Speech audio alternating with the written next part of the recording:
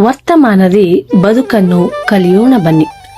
ಪ್ರತಿಯೊಬ್ಬ ವ್ಯಕ್ತಿಗೂ ಅವರದೇ ಆದ ಸಾಮರ್ಥ್ಯ, ಶಕ್ತಿ ಅಡಕವಾಗಿರುತ್ತದೆ. ಅದನ್ನು ಅರ್ಥ ಮಾಡಿಕೊಂಡು ಸದ್ಬಳಕೆ ಮಾಡಿಕೊಳ್ಳುವವರ ಸಂಖ್ಯೆ ತೀರಾ ಕಡಿಮೆ ಇದೆ. ಬಹುತೇಕ ನಾವೆಲ್ಲ ಚಿಂತಿಸುವ ರೀತಿ ಏನೆಂದರೆ, ಹಣ, ಸಂಪತ್ತು, ಆಸ್ತಿ, ಅಧಿಕಾರ ಎಲ್ಲವೂ ಸುಲಭವಾಗಿ ನಮಗೆ ದೊರಕಬೇಕು ಎಂದೇ ಅಪೇಕ್ಷೆ ಪಡುತ್ತೇವೆ. ಅದಕ್ಕಾಗಿ ನಾವು ಪಡಬೇಕಾದ ಪರಿಶ್ರಮದ ಬಗ್ಗೆ ಆಲೋಚಿಸುವುದೇ ಇಲ್ಲ. ಎಲ್ಲವೂ ಸುಲಭವಾಗಿ ದೊರಕಬೇಕು ಎಂದು ಅಪೇಕ್ಷೆ ಪಡುವ ನಾವು ಅದರ ಹಿಂದೆ ಪಡಬೇಕಾದ ಪರಿಶ್ರಮದ ಬಗ್ಗೆ ಸ್ವಲ್ಪ ಆಲೋಚಿಸುವುದು ಒಳ್ಳೆಯದು. ಭೂತಕಾಲದ ಬಗ್ಗೆ ನೆನಪಿಸಿಕೊಳ್ಳುತ್ತಾ ಭವಿಷ್ಯದ ದಿನದ ಬಗ್ಗೆ ಇನ್ನಿಲ್ಲದ ಆಲೋಚನೆಯನ್ನು ಮಾಡುತ್ತಾ ವರ್ತಮಾನವನ್ನು ಮರೆಯುತ್ತಿದ್ದೇವೆ. ಬದುಕು ಬಂದ ಹಾಗೆ ಸ್ವೀಕರಿಸುವ ಗುಣ ನಾವು ಬೆಳೆಸಿಕೊಳ್ಳದೆ ಹೋದಲ್ಲಿ ಯಾವಾಗಲೂ ಪರಿತಪಿಸುತ್ತಲೇ ಇರಬೇಕಾಗುತ್ತದೆ. ಹಿಂದೆ ಹಾಗೆ ಹೋದ ಘಟನೆಯನ್ನು ಬದಲಿಸಲು ಸಾಧ್ಯವಿಲ್ಲ ಎಂದು ತಿಳಿದಿದ್ದರೂ ಕೂಡ ಅದನ್ನೇ ಮೆಲಕು ಹಾಕುವುದು ವ್ಯರ್ಥ. ಇನ್ನು ವರ್ತಮಾನವನ್ನು ಬಿಟ್ಟು ಭವಿಷ್ಯದ ಬಗ್ಗೆ ಇನ್ನಿಲ್ಲದ ಕಾಳಜಿಯನ್ನು ವಹಿಸಿಕೊಳ್ಳುತ್ತಾ ಹೆಚ್ಚು ಹೆಚ್ಚು ಚಿಂತೆ ಮಾಡುತ್ತಾ ಹೋದಂತೆ ಚಿಂತನೀಯ ಸಮಯವನ್ನು ಕಳೆದುಕೊಳ್ಳಬೇಕಾಗುತ್ತದೆ. ಇದರರ್ಥ ಭವಿಷ್ಯದ ಬಗ್ಗೆ ಚಿಂತಿಸಬೇಡಿ ಎಂದಲ್ಲ. ಭವಿಷ್ಯದ ಬಗ್ಗೆ ಇನ್ನಿಲ್ಲದ ಆಲೋಚನೆಗಳನ್ನ ಮಾಡುತ್ತಾ ವರ್ತಮಾನವನ್ನು ಕಳೆದುಕೊಳ್ಳಬೇಡಿ. ಸರಿಯಾದ ಆಲೋಚನೆ, ಕ್ರಮಬದ್ಧವಾದ ಜೀವನ ಎಂದಿಗೂ ಸಂತಸವನ್ನು ನೀಡಬಲ್ಲದು. ಭವಿಷ್ಯದ ಬಗ್ಗೆ ಅತಿಯಾಗಿ ಯೋಚನೆ ಮಾಡದೆ ಸರಿಯಾಗಿ ಯೋಜನೆ ಮಾಡಿದರೆ ಭವಿಷ್ಯವು ಸುಂದರವಾಗಿ ಇರಬಲ್ಲದು.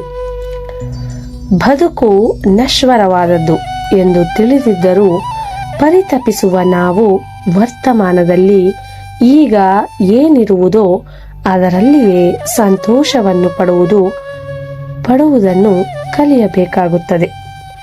ಎಲ್ಲವನ್ನು ಭವಿಷ್ಯದ ದೃಷ್ಟಿಯಿಂದಲೇ ನೋಡುತ್ತಾ ಹೋದರೆ ಈ ಕ್ಷಣ, ಈ ದಿನ ಮತ್ತೆ ಮರಳಿ ಬರಲಾರದು.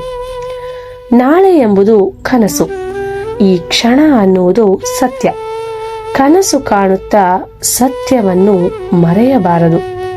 ನಮಗೆ ಸಿಕ್ಕಿರುವ ಈ ಬದುಕು ಮತ್ತೊಬ್ಬರಿಗೆ ಕನಸಾಗಿರಬಹುದು. ಹಾಗಾಗಿ ಈ ಸುಂದರ ಬದುಕನ್ನು ವರ್ತಮಾನದಲ್ಲಿಯೇ ಅನುಭವಿಸುವ ಕ್ಷಣ ನಮ್ಮದಾಗಬೇಕು. ತಾಳ್ಮೆ, ಧೈರ್ಯ, ಆತ್ಮವಿಶ್ವಾಸ ಪ್ರಧಾನವಾದುದು. ಬದಲಾವಣೆ ಜಗದ ನಿಯಮ. ಪ್ರತಿಯೊಬ್ಬರ ಬದುಕು ಒಂದು ಸಮಯದಲ್ಲಿ ಇದ್ದಂತೆ ಮತ್ತೊಂದು ಸಮಯದಲ್ಲಿ ಇರುವುದಿಲ್ಲ. ಪ್ರಸ್ತುತ ಸನ್ನಿವೇಶ ಹೇಗಿದೆ ಎಂದರೆ, ಆಸೆ ಪಟ್ಟಿದ್ದೆಲ್ಲ ಕ್ಷಣ ಮಾತ್ರದಲ್ಲಿ ದೊರಕಬೇಕು. ಆದರೆ ಬದುಕು ಎಲ್ಲವನ್ನು ಸಕಾಲದಲ್ಲಿ ಒದಗಿಸಲಾರದು. ನಮ್ಮ ಕೆಲಸವನ್ನು ನಾವು ಪ್ರಾಮಾಣಿಕವಾಗಿ ಮಾಡುತ್ತಾ ಹೋದರೆ ಏನೇ ಕಷ್ಟಗಳು ಎದುರಾದರೂ ಧೈರ್ಯದಿಂದ ಮುನ್ನುಗ್ಗುವ ಛಲ ನಮ್ಮಲ್ಲಿ ಇದ್ದರೆ, ಸೋಲು ಗೆಲುವುಗಳನ್ನು ಸಮಾನವಾಗಿ ಸ್ವೀಕರಿಸುವ ತಾಳ್ಮೆ, ಆತ್ಮವಿಶ್ವಾಸ ನಮಗಿದ್ದರೆ ನಿಜಕ್ಕೂ ಏನು ಬೇಕಾದರೂ ಸಾಧಿಸಲು ಸಾಧ್ಯವಿದೆ. ಆಗುವುದನ್ನು ತಪ್ಪಿಸಲು ಸಾಧ್ಯವಿಲ್ಲ. ಕೆಲವೊಮ್ಮೆ ಆಗುವುದನ್ನು ಯಾರಿಂದಲೂ ಯಾವುದೇ ಕಾರಣದಿಂದಲೂ ತಪ್ಪಿಸಲು ಸಾಧ್ಯವಿಲ್ಲ. ಏನು ನಡೆಯಬೇಕೆಂಬುದು ನಿರ್ಧಾರವಾಗಿರುತ್ತದೆಯೋ ಅದು ನಡೆದೇ ತೀರುತ್ತದೆ. ಬದುಕಿನ ಈ ವಾಸ್ತವತೆಯನ್ನು ಮೊದಲು ನಾವು ಅರಿತುಕೊಂಡರೆ ಒಳಿತು. ಈ ವಾಸ್ತವದ ಸತ್ಯ ಪರಿವಾರ ದಿನ ಬದುಕಿನಲ್ಲಿ ಎಂತಹ ಸನ್ನಿವೇಶ ಬಂದರೂ ಅಚಲವಾಗಿ ನಿಂತು ಅದನ್ನು ಎದುರಿಸಲು ಸಾಧ್ಯವಿದೆ. ಏಕೆಂದರೆ ಆಗುವುದನ್ನು ತಪ್ಪಿಸಲು ಯಾರಿಂದಲೂ ಯಾವುದೇ ಕಾರಣದಿಂದಲೂ ಸಾಧ್ಯವಿಲ್ಲ. ಬದುಕಿನಲ್ಲಿ ಎಂತಹ ಸನ್ನಿವೇಶಗಳು ಒಂದರ ಹಿಂದೆ ಮತ್ತೊಂದರಂತೆ ಮುನ್ನುಗ್ಗಿ ಬಂದರೂ ಅವುಗಳನ್ನು ಮೆಟ್ಟಿ ಮುನ್ನುಗ್ಗಬೇಕು. ನಮಗಾಗಿ ನಾವು ಬದುಕಬೇಕು. ಬದುಕು ಬಂದಂತೆ ಸ್ವೀಕರಿಸುವ ಗುಣ ನಮ್ಮದಾಗಬೇಕು ಎನ್ನುವುದು ಎಷ್ಟು ಮುಖ್ಯವೋ ಹಾಗೆಯೇ ನಮಗಾಗಿ ನಾವು ಬದುಕಬೇಕು ಎನ್ನುವುದು ಅಷ್ಟೇ ಮುಖ್ಯ. ಇದರಲ್ಲಿ ಸ್ವಾರ್ಥವಿದೆ ಎಂದು ಅನಿಸಬಹುದು. ಆದರೆ ಮೊದಲು ನಾವು ಬೇರಾಗಬೇಕು. ಆಮೇಲೆ ನಾವು ನೆರಳು ಕೊಡಲು ಸಾಧ್ಯ. ಬೇರಾಗದ ಹೊರತು ನೀಡುವುದೆಲ್ಲಿ ಮರ ನೆಲೆಯನ್ನು. ಜೀವನದುದ್ದಕ್ಕೂ ಬೇರೆಯವರು ಏನೆಂದುಕೊಂಡರು? 4 ಜನ 4 ತರ ಮಾತನಾಡುತ್ತಾರೆ ಎಂದು ನಮ್ಮತನವನ್ನು ಬದಿಗೊತ್ತಿ ಮತ್ತೊಬ್ಬರನ್ನು ಮೆಚ್ಚಿಸುವುದರಲ್ಲಿ ನಮ್ಮ ಬದುಕಿನ ಬಹುತೇಕ ಸಮಯವನ್ನು ಕಳೆದುಕೊಳ್ಳುತ್ತೇವೆ. ಜನರನ್ನು ಯಾವುದೇ ಕಾರಣಕ್ಕೂ ಮೆಚ್ಚಿಸಿ ಬಾಳಲು ಸಾಧ್ಯವಿಲ್ಲ. ಬಹುತೇಕ ಸಮಯವನ್ನು ಕಳೆದುಕೊಳ್ಳುತ್ತೇವೆ.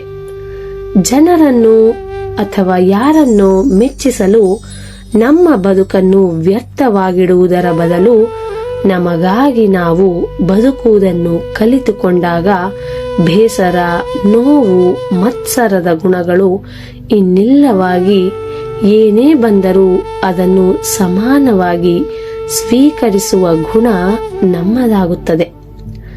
ಯಾರನ್ನೋ ಓಲೈಸುವ, ಯಾರಿಗಾಗಿಯೋ ಬದುಕುವ ನಮ್ಮ ಬದುಕನ್ನು ಬೇರೆಯವರ ನೆಲೆಯಲ್ಲಿ ನಿಂತು ಹೋಲಿಕೆ ಮಾಡಿಕೊಂಡು ಬದುಕುವುದಕ್ಕಿಂತ ವಾಸ್ತವ ಸನ್ನಿವೇಶಗಳನ್ನು ಅರ್ಥ ಮಾಡಿಕೊಂಡು ಬದುಕು ಬಂದಂತೆ ಅದನ್ನು ಸ್ವೀಕರಿಸುತ್ತಾ ನೆಮ್ಮದಿಯಿಂದ ಬದುಕನ್ನು ವರ್ತಮಾನದಲ್ಲಿಯೇ ಸಂತಸದಿಂದ ಬಾಳುವುದನ್ನು ಕಲಿತುಕೊಂಡರೆ ಸಮೃದ್ಧ ಜೀವನವನ್ನು ಅನುಭವಿಸಲು ಸಾಧ್ಯ.